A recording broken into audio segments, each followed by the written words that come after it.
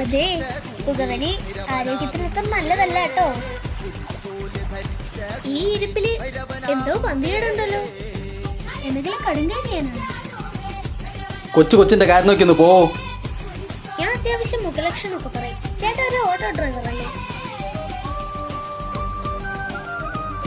വീട്ടില് ഭാര്യയും 2 പെമ്മക്കളും ഉണ്ടല്ലേ?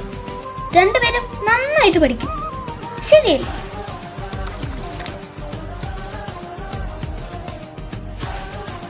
മോളുടെ ചികിത്സക്കുള്ള പണം കിട്ടിയായിരുന്നു.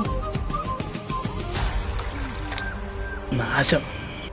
പണത്തിന് വേണ്ടി എടുത്ത തിരുവാഭരണം തിരികെ വെച്ചേക്ക്.